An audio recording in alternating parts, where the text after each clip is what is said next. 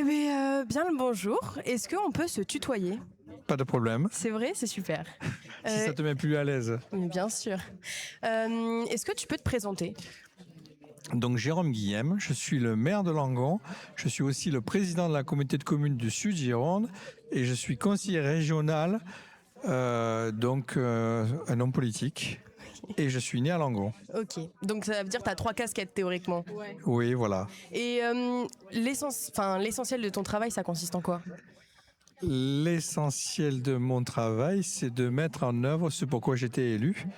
C'est-à-dire, je me suis présenté à la population avec un programme, des projets, et c'est de faire en sorte de les mettre en œuvre et puis de m'occuper au quotidien de mes concitoyens.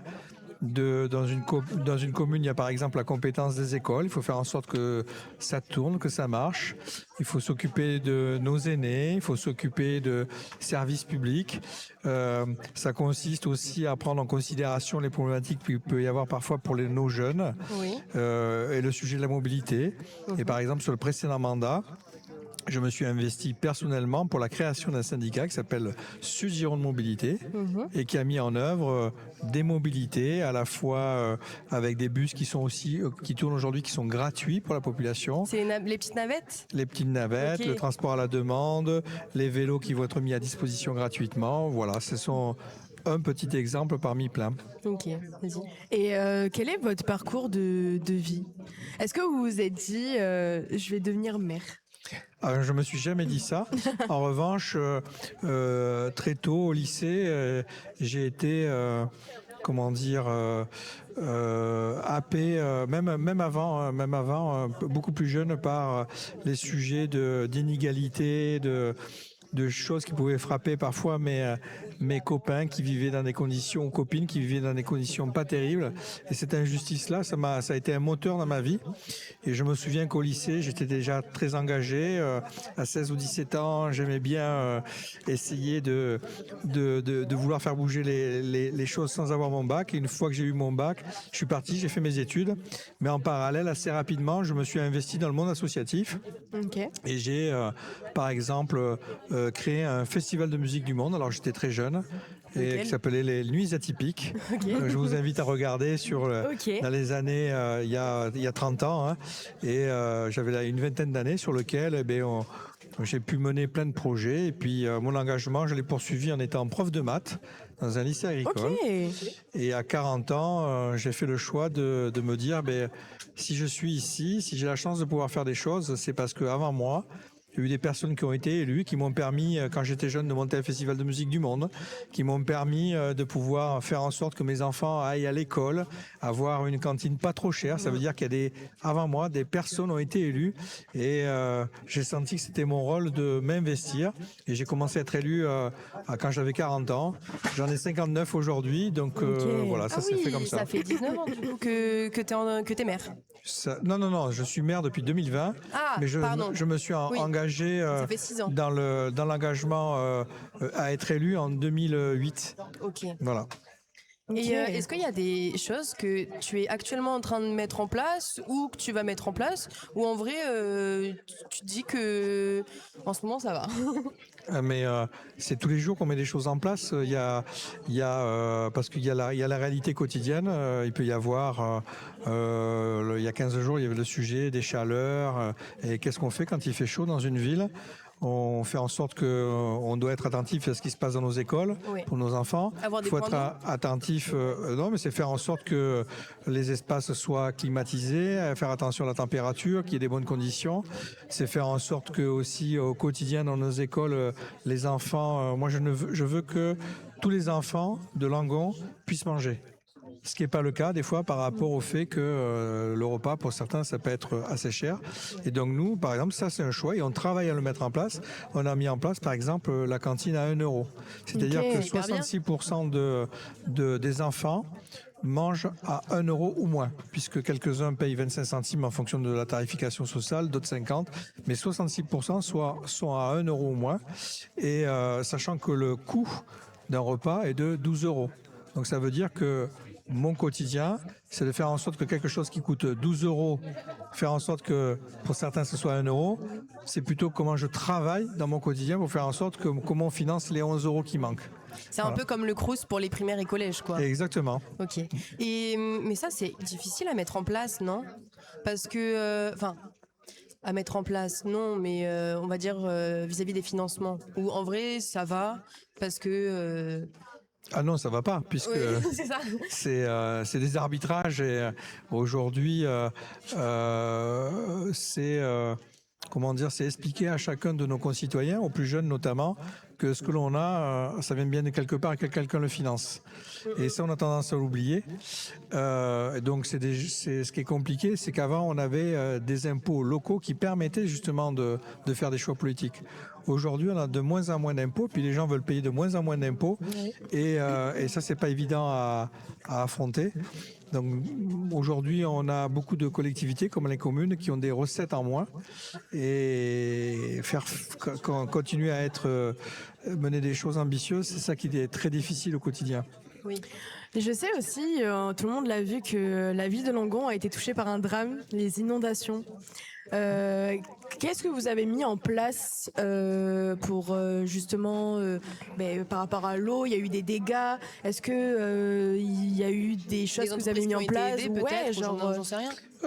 Donc quand on est face à un sujet comme ça qui est une catastrophe naturelle, on se retrouve avec une durée qui a dépassé les 15 jours. Il y